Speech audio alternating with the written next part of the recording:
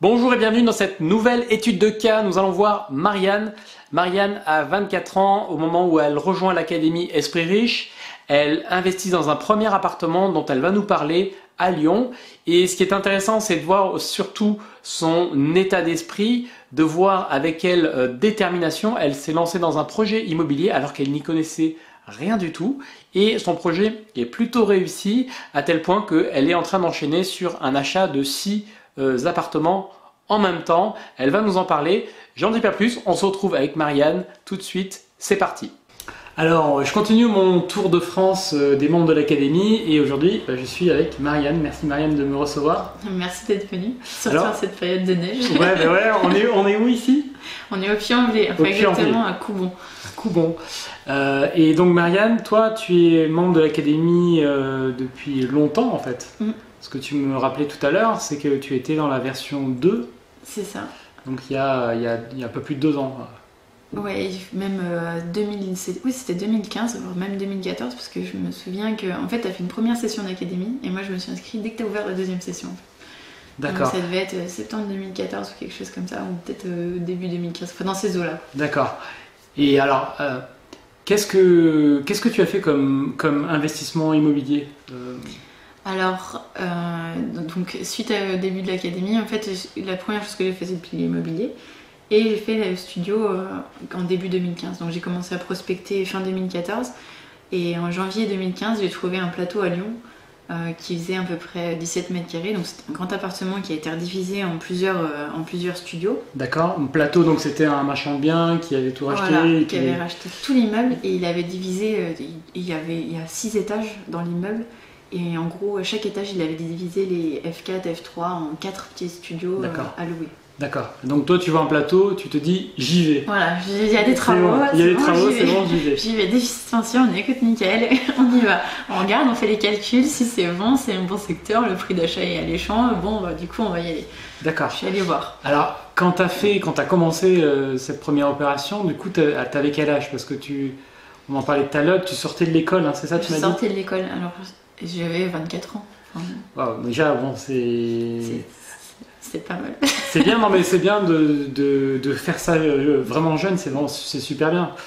Donc comme quoi c'est pas un frein d'être jeune quoi. Donc il était affiché à combien ce plateau? Alors 17 plateau, mètres carrés. 17 mètres carrés, 53 000 euros je crois, dans ces eaux-là. 53 000 euros. Et tu l'as négocié à combien? Alors c'est pas moi qui l'ai négocié, là pour le coup c'est l'agent qui fait une erreur, une erreur qui était bien pour moi, mais en fait il est arrivé, il m'a dit bah, le plateau est à 50 500 euros. Du coup j'ai un peu tiqué, je me suis dit 50 500. Je croyais que là sur l'annonce c'était 53 000. Ah mais non, mais en fait c'est parce que c'est l'un des derniers, donc du coup on fait un rabais sur le prix, enfin oui, vous comprenez, et en fait il s'est trompé, donc du coup c'était bien pour moi, j'ai pas eu besoin de négocier, mais dans l'idée je m'étais dit il faudrait que je négocie un petit peu, et en fait je suis restée sur ce prix de 50 500 de prix d'achat. D'accord, donc 17 mètres carrés, 50 500 euros. Qu'est-ce que tu voulais en faire? C'est quoi le projet? Un meublé, vraiment quelque chose de propre, de super moderne, avec... l'appartement était au 5e étage. J'ai eu pitié du locataire en me disant le pauvre, s'il doit aller faire sa lessive, ramener ses sacs chez maman, déjà il a les courses, tout ça, donc je vais lui mettre une machine à laver, je vais faire en sorte qu'il soit le mieux équipé possible, qu'il soit super fonctionnel, et que ça soit vraiment un plaisir d'habiter dans cet appart, lui donner les atouts de la location et rendre un service en fait. Comme tu le dis dans l'académie, moi l'objectif c'était de rendre service à quelqu'un, rendre service à un étudiant et d'avoir un appartement qui était super bien, super propre. D'accord. On pourra mettre des photos d'ailleurs peut-être pour montrer le résultat parce que c'est un très beau. Tu as fait un très beau produit. Moi, tu me l'as montré. Comment s'est passée la recherche de financement? C'était compliqué? C'était long? Je suis passée par un courtier. Alors, je suis passée par CAFPI. Donc, je sais pas si on a le droit de le citer, mais là pour le coup c'était un indépendant d'un CAFPI. C'était quelqu'un qui avait beaucoup d'expérience. Et lui, ça a été très simple pour lui de monter le dossier, de mettre en avant les qualités du dossier, tout ça. Par contre, lui, il a été un peu long, parce qu'il a eu des soucis personnels qui ont fait que ça a ralenti beaucoup le dossier. Et comme c'était un indépendant qui travaillait au service de CAFPI, il n'y avait que lui qui pouvait gérer mon dossier, donc du coup, ça avait traîné un petit peu. D'accord. Après, il m'a trouvé un prêt à la caisse d'épargne de Loire-Drôme-Ardèche, je crois. Enfin, c'est Lordrome quelque chose. Et c'est la banque qui m'a financé, donc il a réussi à enlever les frais de dossier, il a fait le taux le plus petit qu'il pouvait, sans garantie, avec le cautionnement par un organisme autre. Enfin, d'accord, ouais. Il a vraiment tout eu de bonnes conditions. Voilà, ouais. de bonnes conditions. Et du coup, ouais, je vois que tu as pu vérifier chacun des points. Voilà ce que tu avais mis. Quand je dis j'ai suivi lettre à lettre, bon, sauf pour les travaux, on en parlera plus tard, où là j'ai eu quelques petites difficultés, mais pour la partie financement, vu que je maîtrisais pas du tout, j'ai vraiment déroulé au maximum la méthode pour essayer d'optimiser tout ce que je pouvais optimiser. D'accord. Justement, travaux. Comment tu as fait pour les travaux? C'était quoi le budget déjà général? Alors pour les travaux, c'est l'archi, parce que ce que j'avais fait, c'est que comme je ne m'y connaissais pas en déco, j'ai demandé à une architecte de m'aider à bien optimiser en fait cet espace de 17 mètres carrés. D'accord, donc tu as pris une architecte et tu lui as dit voilà ce que j'ai, fais-moi des plans pour aménager intelligemment l'appartement. C'est ça, je veux quelque chose de fonctionnel, je veux quelque chose qui soit moderne, je veux quelque chose qui donne l'effet wow quand on rentre dedans. Et oui, il y a une machine à laver pour la pauvre locataire ou le pauvre locataire qui sera au 5e étage sans ascenseur. Combien ça t'a coûté la prestation de l'archi? 1800 €. D'accord. Pour la qualité du travail. Après, elle suivait pas du tout les travaux, elle m'a vraiment oui, elle n'est pas responsable du chantier. Voilà, c'est ça. Mais oui, de toute façon, quand on fait un investissement à plusieurs centaines de milliers d'euros, des fois, au regard, 1800 €, c'est vrai que ça paraît pas grand-chose. Elle m'a fait vraiment tout. Elle m'a fait la partie, elle a dessiné les plans pour la partie électrique, elle a fait les dessins, comme tu as vu, des visuels qui étaient très propres.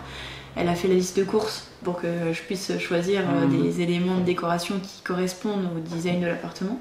Ouais, donc elle t'a vraiment aidé. Elle m'a tout mâché le travail, et c'est elle aussi qui m'avait mis en relation avec l'entrepreneur qui a fait les travaux. D'accord.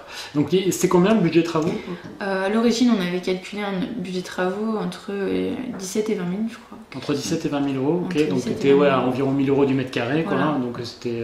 En sachant que c'était plus de. Enfin, je fais vraiment de mémoire parce que je me souviens plus exactement des chiffres exacts, mais ça devait être plus proche des 17 000 € que des 20 000 €. Ok.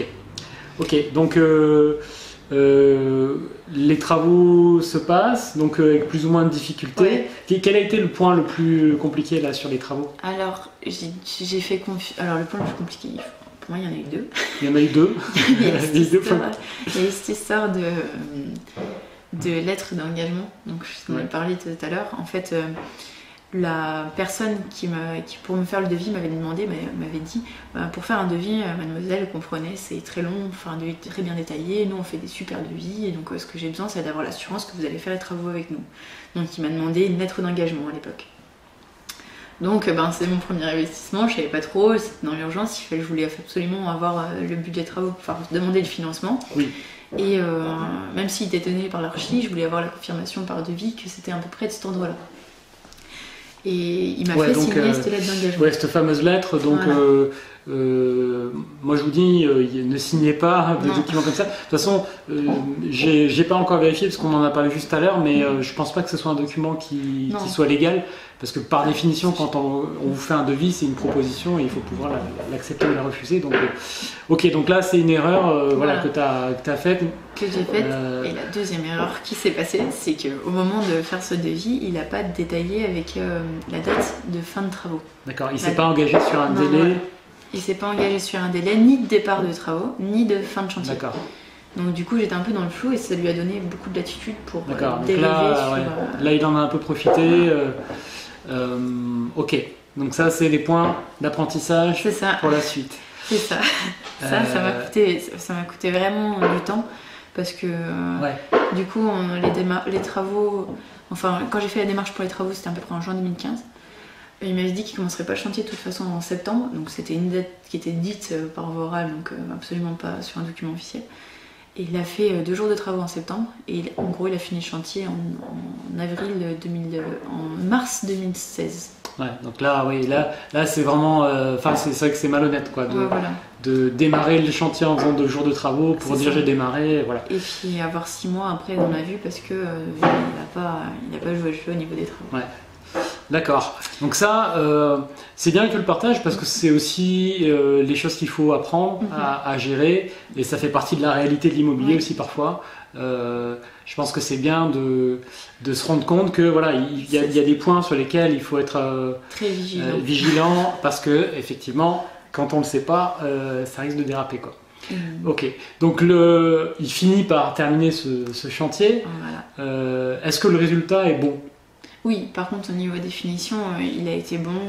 Les remarques que je lui avais fait au moment de la vérification du chantier, il a appliqué, il a modifié.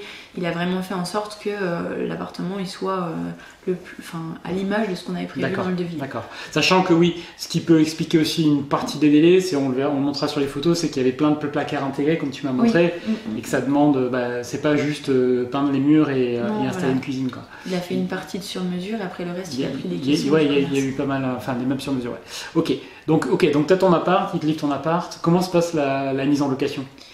Alors la mise en location, donc là c'est une agence qui gère la mise en location, donc c'est une agence qui me prend 6,5% des loyers. Ok, tu l'as mis en agence parce que t'es pas à côté, t'es ici, et l'appartement est à Lyon. Et l'appartement est à Lyon. Ouais. Du coup, je voulais pas faire 2 heures de trajet pour faire les visites, pour faire les entrées d'un lieu, tout ça. Donc du coup, j'ai tout délégué à une agence. Et donc au moment de la recherche, l'agence s'était fixée sur mon prix de départ, donc qui était à 520 € le loyer.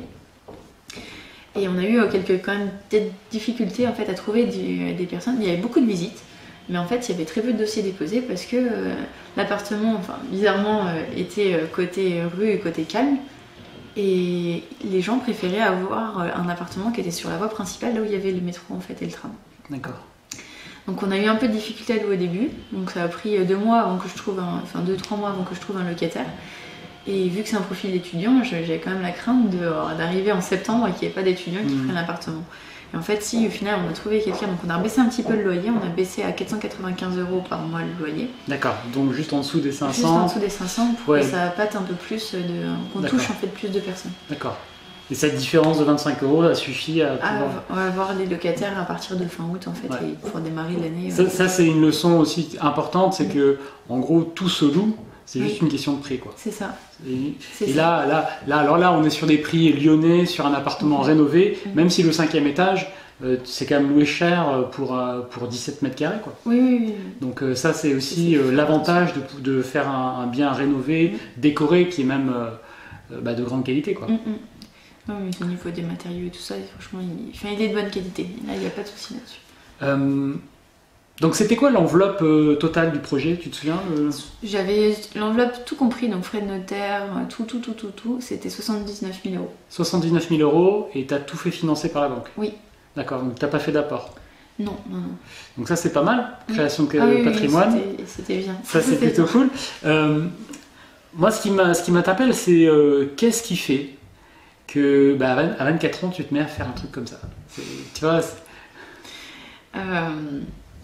En fait, concrètement, ce qui s'est passé, c'est que pendant mes années d'études, il y a un moment, ils nous ont amené à réflexion en nous disant projetez-vous dans 5 à 10 ans et imaginez ce que vous voulez faire et ce que vous voulez avoir.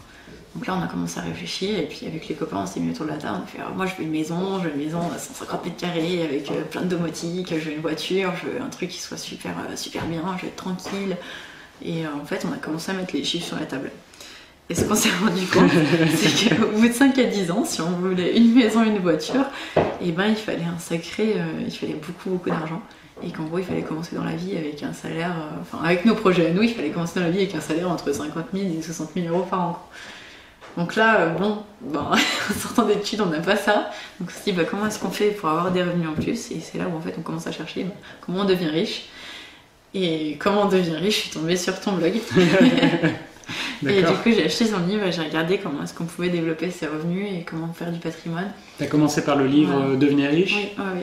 Pour voir un petit peu, avoir en fait la photo de ce qui se passe aujourd'hui et comment est-ce que je peux me construire mon futur avec différents leviers qu'on n'apprend pas à l'école. D'accord. Et là, du coup, comment réagit ton entourage là, quand il voit ce que tu fais, ce que tu as fait avec l'académie, l'immobilier, parce que c'est pas...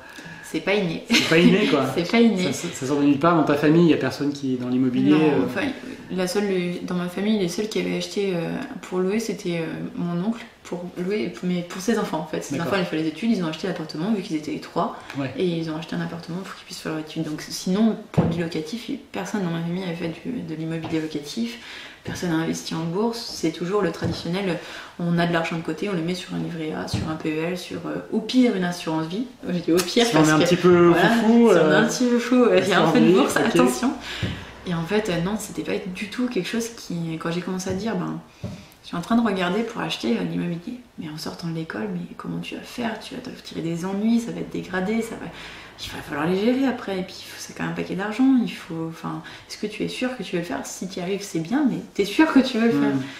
Et en fait, une fois que j'avais fini l'appartement, donc même malgré les galères, malgré le problème des travaux, l'agence qui a mis un peu de temps, le financement qui était un peu long, au final, à la fin, j'avais mon appartement, j'avais mon locataire, j'étais contente et ma famille a dit c'est bien, c'est très bien, tu t'es bien débrouillée. Et là, je pense que c'est ma fierté à moi. Ma maman, elle est arrivée un an après, elle m'a dit écoute, j'ai une bonne occasion qui arrive, on va acheter un immeuble.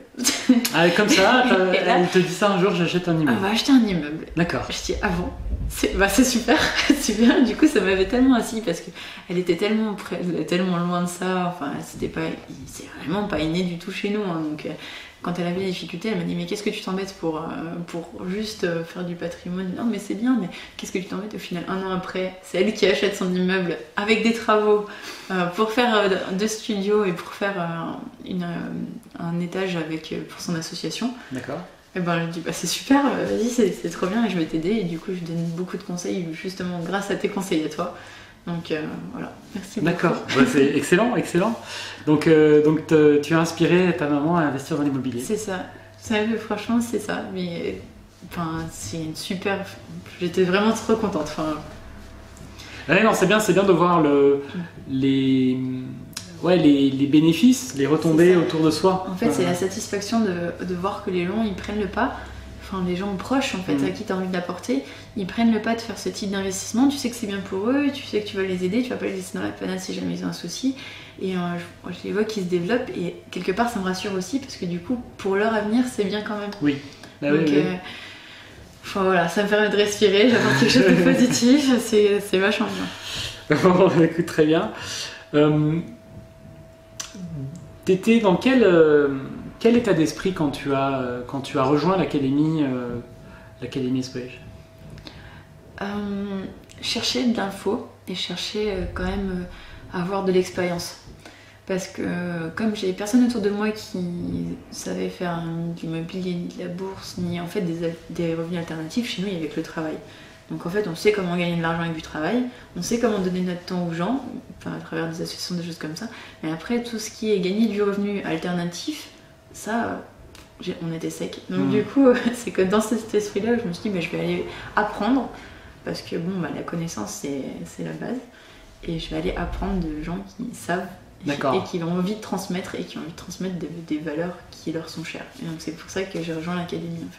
D'accord, donc là, ce que je trouve très intéressant, c'est que souvent, moi je me souviens, quand j'étais étudiant, la fin des études, c'était la fin de l'apprentissage, quoi. C'est bon, on arrête d'apprendre des trucs, maintenant on fait. Et toi, tu termines tes études et tu te dis, je vais apprendre encore. Tu avais envie d'apprendre, quoi. Ça, c'est une grande qualité. Enfin, je pense que c'est peut-être de la curiosité qui est une grande qualité et qui a fait, donc du coup, tu t'es dit, tiens, je viens apprendre sur ce créneau, sur ce secteur. Pour avancer. C'est peut-être quelque chose de famille parce que je crois que ma mère, elle va avoir 55 ans, je crois. Oui, c'est pas très bien. Je me souviens pas exactement de l'âge de ma mère, c'est pas bien, mais bon. Et en fait, elle a jamais arrêté d'apprendre. D'accord. Elle a toujours. Ouais, tu as eu un bon exemple. Voilà, c'est ça. Donc en fait, du coup, moi, ça doit être pareil. Vu que je suis curieuse, je vais absolument apprendre et j'apprends, mais surtout n'importe quoi. D'accord. Donc cette envie d'apprendre. Donc c'était quoi un peu s'il y avait une sorte de rêve quand tu as rejoint l'académie, c'était quoi le truc qui t'a fait dire ok, j'ai envie d'apprendre mais c'est pour cette raison? Je pense la liberté tout simplement, pouvoir faire ce que je veux en fait après.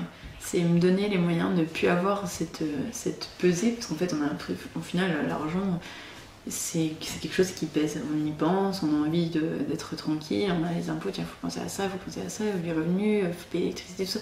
Moi j'ai envie qu'en fait à la fin, de plus me poser de questions, que ça parte, que ça rentre tout seul et que je puisse faire ce que je veux sans me poser de questions. D'accord, donc en fait c'est vraiment cette idée-là de je veux lâcher prise, en fait je veux lâcher prise, je veux être libre.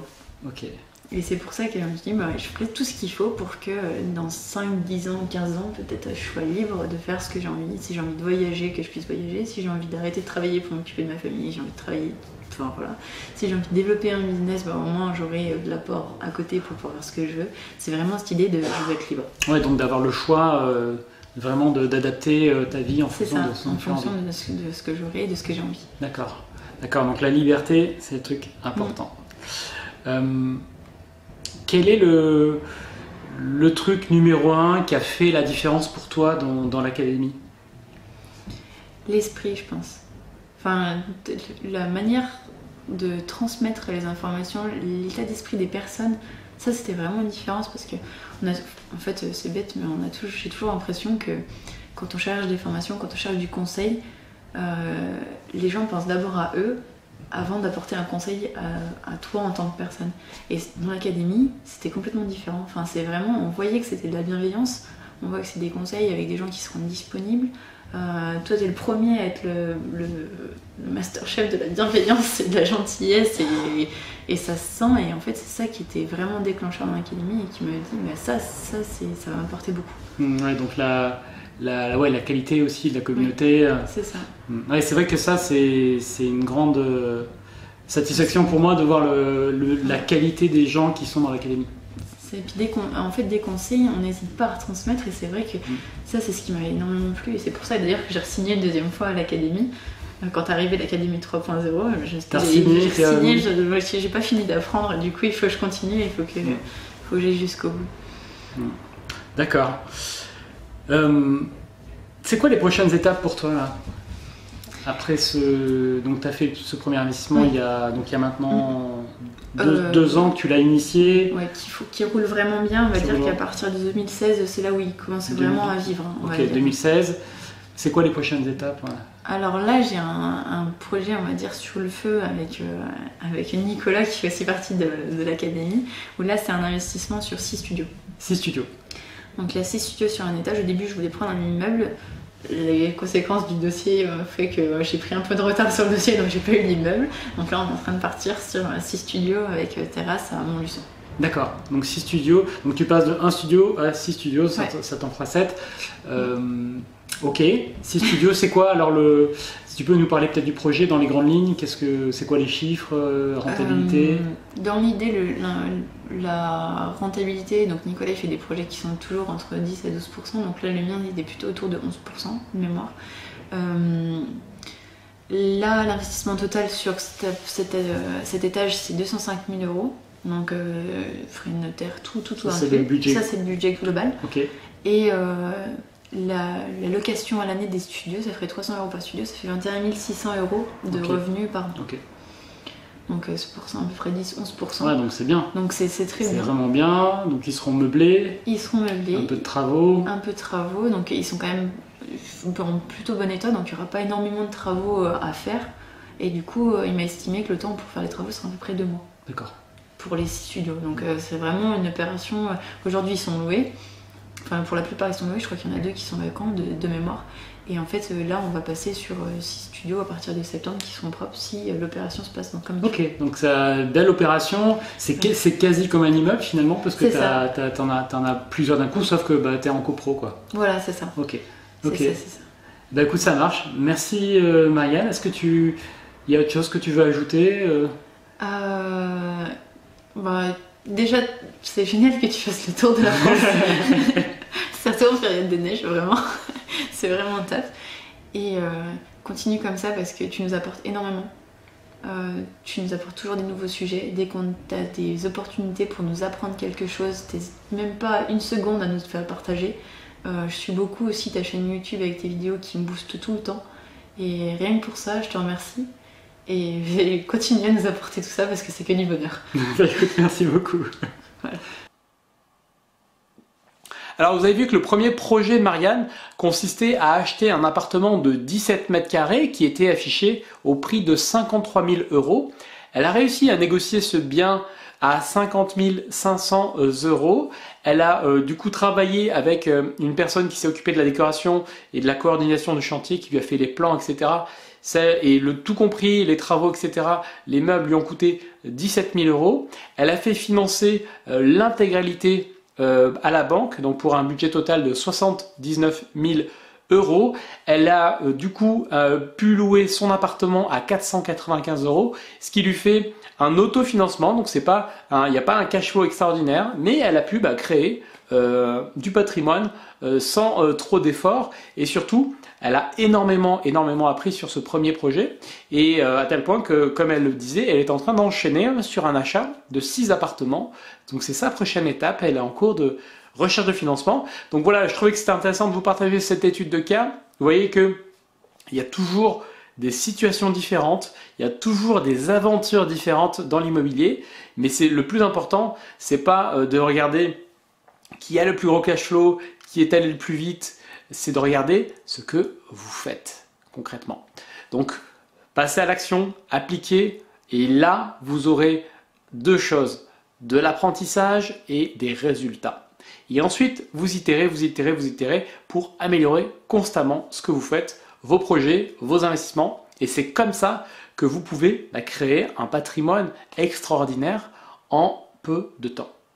Merci d'avoir regardé cette vidéo. Si elle vous a plu, mettez un pouce bleu. N'hésitez pas à la partager. N'hésitez pas à féliciter Marianne si vous la connaissez. Et moi, je vous retrouve avec grand plaisir vers de nouvelles aventures et de nouvelles études de cas. Merci.